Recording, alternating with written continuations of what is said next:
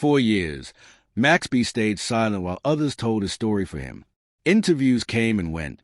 Podcasts revisited Harlem history, and his name kept getting brought up without him ever being in the room. But everything shifted the moment Jim Jones mentioned Maxby again on a recent podcast. This time, Max was listening, and for the first time in a long while, he chose to respond publicly instead of letting the narrative run unchecked. The mention immediately caught attention because of who Jim Jones is in Maxby's story. Jim wasn't just a collaborator, he was a platform that introduced Max to the mainstream. During the Bird Gang era, Maxby helped shape the melodic sound that powered some of Jim's biggest records. While Jim moved as a face and businessman, Max became known as a creative engine, especially in the streets. Their partnership was never equal, but it was productive, and that imbalance eventually turned into resentment on both sides. As Max's hooks and melodies gained traction, so did tension. Questions about money, credit, and control quietly became loud problems. Max believed his contributions were minimized, while Jim viewed himself as the one who provided opportunity and structure. Instead of resolving these issues privately, they spilled into interviews, subliminal comments, and industry whispers. That divide hardened when Max was sentenced to prison, effectively removing him from public debates while Jim continued building his narrative in real time. Over the years, Jim Jones addressed Maxby multiple times through different media platforms. Each time, Jim framed their past as a business situation that went wrong because of Max's decisions. He often positioned himself as someone who tried to help but ultimately had to move on. While those comments didn't always come off as outright disrespect, they consistently minimized Max's role in shaping Bird Gang's identity, something fans never forgot. The most recent podcast mention followed that same pattern.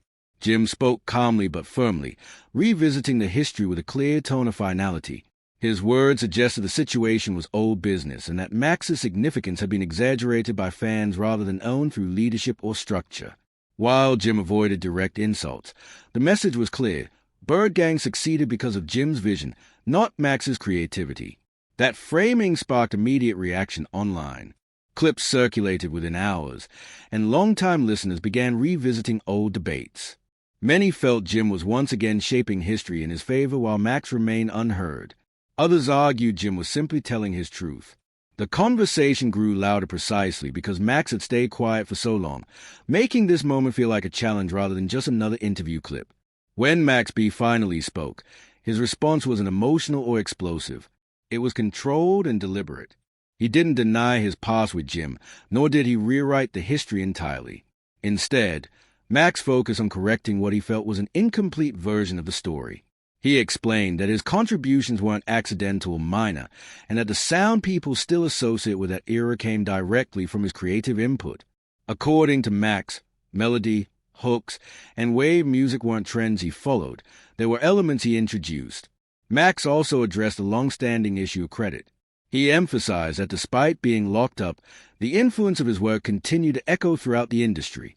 Artists borrowed his style, adopted his delivery, and referenced his energy, yet the origin was often left unspoken. This, according to Max, was the most frustrating part of being discussed without being present. The conversation kept happening, but the credit didn't evolve with it. Importantly, Max didn't accuse Jim of personally sabotaging him. Instead, he framed the conflict as a business structure problem. He acknowledged that Jim had access, power, and infrastructure, while he had talent and creativity.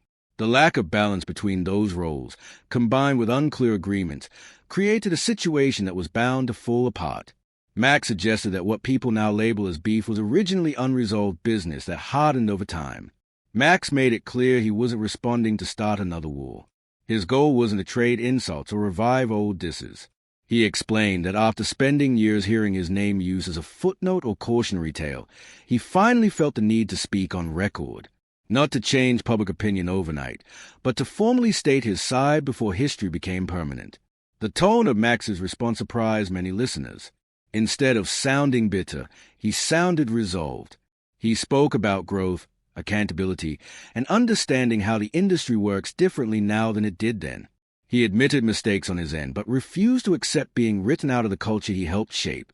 For Max, silence had gone from being a protective move to a liability. By responding now, Maxby signaled a shift. He is no longer content letting others summarize his story in fragments. The podcast mention didn't just reopen an old chapter. It forced a reckoning with how hip-hop history is remembered and who gets to tell it. And for the first time in years, Max B is present in that conversation, on his own terms. The reaction to Max B breaking his silence revealed how deeply divided the audience still is. Some fans immediately sided with Max, pointing to his lasting influence on modern rap, and the way his style aged far better than many expected.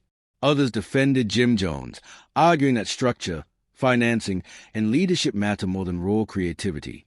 The debate itself proved Max's central point. His presence was never as small as it had been made to seem. One of the most important elements of Max's response was timing. He did not react immediately when Jim first spoke about him. He waited. That delay gave his words more weight. It showed that this was an emotional impulse or reaction driven by social media pressure. Max allowed the conversation to circulate, listened to how people interpreted Jim's comments, and then addressed it calmly. That restraint made his response feel intentional rather than defensive. Max also addressed the prison narrative without leaning on sympathy. He didn't frame incarceration as an excuse or shield. Instead, he acknowledged it as a factor that limited his ability to control his story. While Jim continued speaking publicly, building businesses, and maintaining relationships, Max was confined and unable to counter public narratives in real time. Over time, those one-sided explanations hardened into accepted truths, even when they lacked full context. This imbalance in visibility is a recurring issue in hip-hop. Artists who are physically present control memory, while those removed from the spotlight slowly lose authorship over their own past. Max essentially highlighted how silence doesn't preserve dignity in the industry, it erases relevance. By addressing Jim's podcast comments, he wasn't just responding to one man, he was addressing years of narrative drift. Another point Max emphasized was creative ownership. He challenged the idea that structure outweighs innovation. According to Max, environments don't create waves, individuals do. While acknowledging that platforms and leadership matter, he made it clear that sound is a foundation. Without the music connecting emotionally to listeners, infrastructure alone doesn't sustain influence. That argument resonated with fans who still hear Max's melodic fingerprints across the genre today. The discussion also reopened old questions about loyalty. Max didn't frame Jim as a villain or traitor. Instead, he described a situation where business and brotherhood were confused. When profit entered the equation without clear boundaries, personal relationships suffered. Max implied that what many people call betrayal was actually misalignment combined with poor communication. Neither side prepared for success correctly, and when success arrived, it magnified every unresolved issue. Jim Jones' continued silence following Max's response was also notable. Unlike past exchanges, Jim didn't immediately clarify or escalate. Whether intentional or not, that lack of response allowed Max's words to stand alone. In hip-hop, silence after a rebuttal can signal dismissal, strategy, or respect, depending on interpretation. In this case, it left the conversation open-ended rather than concluded. The impact of this exchange extends beyond personal history. It touches on how legacy is measured. Jim's legacy is tied to longevity, survival, and reinvention. Max's legacy is rooted in influence, originality, and unfinished chapters. Neither invalidates the other, but they reflect different paths. The tension arises when one path is used to minimize the importance of the other. Max's decision to speak now also connects to his broader re-entry into the culture. As his freedom approaches and his presence becomes more tangible, reclaiming narrative control becomes essential. Artists returning after long absences often face distorted versions of themselves.